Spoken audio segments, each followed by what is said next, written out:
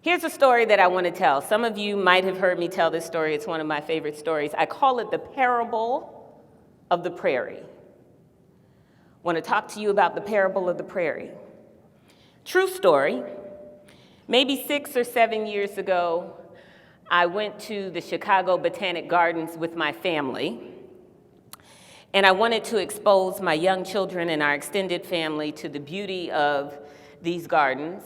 And so we get there, and I'm not a native Chicagoan, but my husband is, and we get there and we go and we see, we're at the entrance, we see all these beautiful, beautiful plants and flora of all kind, and we decide that we're going to take the little tram and get the guided tour.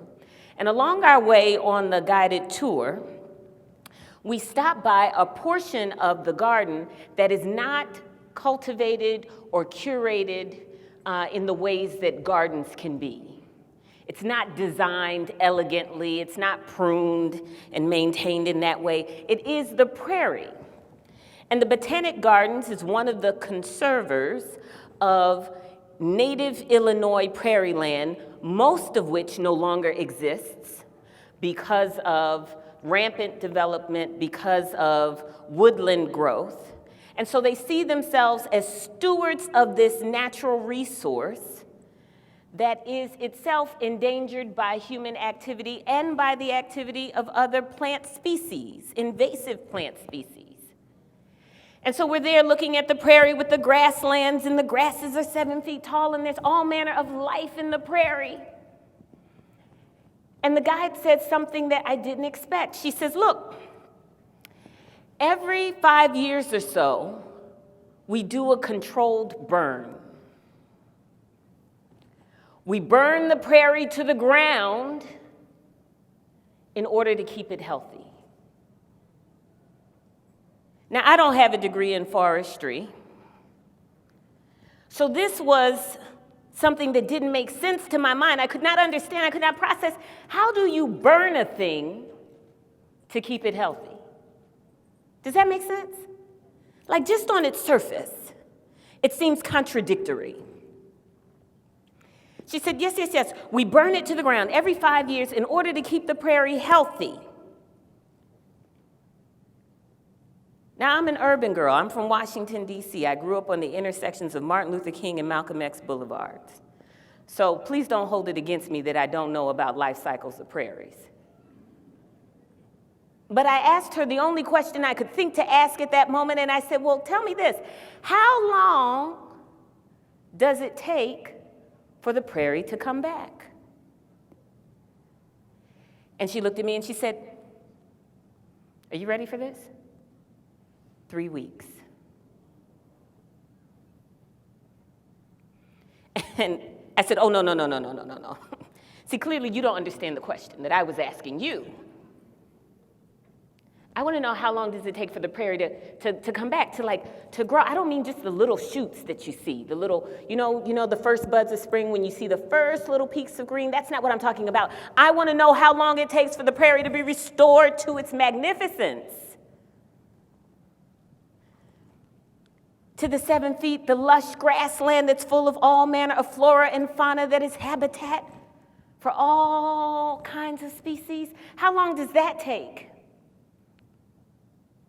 And she looked at me with pity, because clearly I was not processing well. And she said, can you guess what she said? 3 weeks. 3 weeks. And I said to her, the only thing I could say, I don't understand. I don't understand how the prairie comes back in 3 weeks. I don't understand. I don't know what I don't understand. And this is the part that changed my life. I'm only partially telling the story of prairies. She said something along these lines, and then I researched some more because I do that. She said, Rebeccah, what you think is the prairie is not. You think the prairie is what you see. But that's only the smallest fraction of the prairie. Much like an iceberg, right? What we see with our eyes with regard to an iceberg is only the tip. But the iceberg itself is vast, and much of it is what? Underwater. She said, most of the prairie is underwater. Well, no, that's the iceberg. I'm mixing my metaphors. Most of the prairie is underground. It's not evident. And that part didn't get burned. In that underground life of the prairie, there's a root system, a complex, comprehensive, connected root system that never stops resourcing, never stops creating, never stops connecting, never stops communicating. And in fact, it dances with the fire. I don't think you understand. The fire removes the litter. It removes the dead vegetation from previous years. It kills off the invasive species. And it's hard for the invasive species to come back because invasive species have shallow roots. But what is indigenous to the prairie is deeply rooted. Deeply rooted. So in fact, when the prairie comes back, it comes back even stronger, even more abundant, even healthier, because it doesn't have the invasive species. Do you think I'm talking about prairies?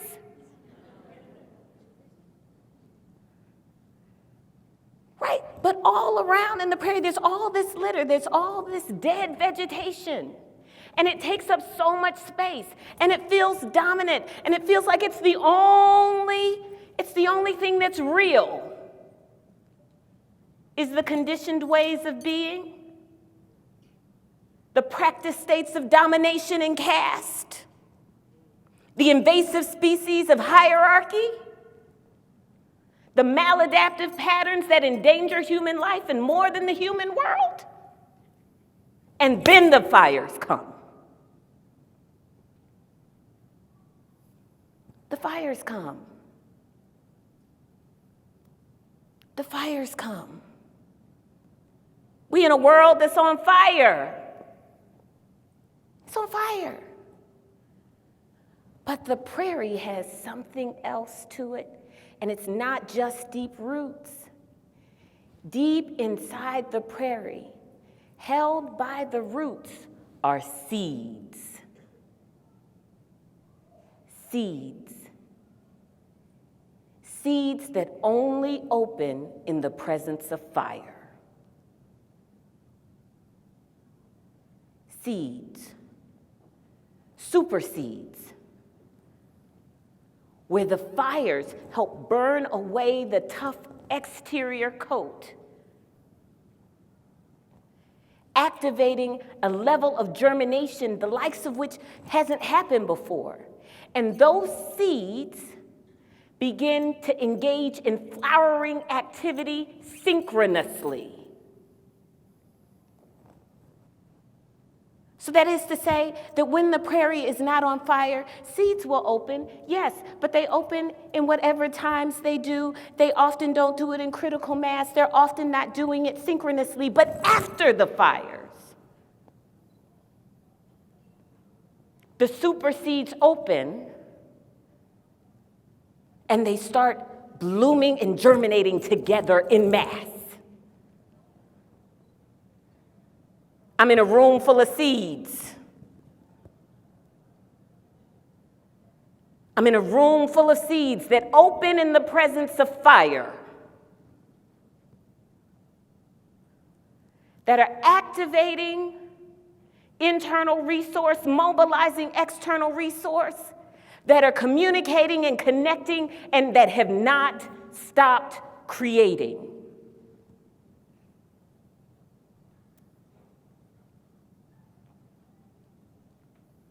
The fires are here. The fire's been here. But we are deeply rooted. And that which we have been confused into thinking is permanent. A permanent part of the human condition, a permanent part of human relationships, a permanent part of how we order and organize human life. If it doesn't serve us, it's invasive. And it has shallow roots. I often imagine what it was like to be born in a time of enslavement. Not because I have some unhealthy preoccupation or fantasy life, but because whether you were enslaved or not, whether you owned slaves or enslaved people or not, whether you just existed in that time period, if you can imagine from 1619 during enslavement in the English colonies, because it was older in other colonies, all the way until 1865, that's 249 years. Whatever your social status, you were born in a time period in which slavery was a fact of life. It was a fact of life. It was a built-in part of life. How many generations is 249 years? At least 10. And it might have seemed like an immutable fact of life, but I'm here to tell you it was an invasive what? Species. It was an invasive species. Ubiquitous, yes. Permanent, no. And in those times and during those fires, there were seeds that opened in the midst of the fires and germinated abolition, focused on liberation. These are the fires of our times, and we are the seeds of this moment. We are the seeds of healed futures, and I have already shared with you that the future is already what? Here. It's just unevenly distributed. We are here. We are here. We are here. We dance with fire. We can be hurt, but we cannot be destroyed. Our roots are too deep. I want you to take that with you as you move into all of the promise of the rest of this summit. You're not alone. You're activating and wiring and firing synchronously with a whole village, a whole community of seeds who exist at such a time as this to bring the prairie back to life. Not the one that has been colonized by ways of being that are maladaptive, but the healthy prairie, the abundant prairie, the generous prairie, the ecosystem that supports and sustains all manner of diverse life.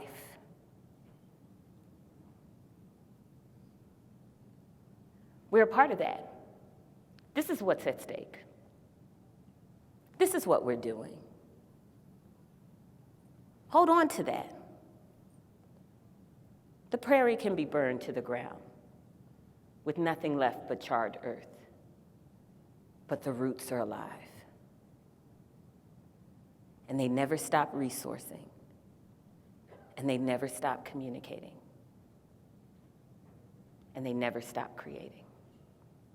Welcome to the summit. Get you some. Get you some.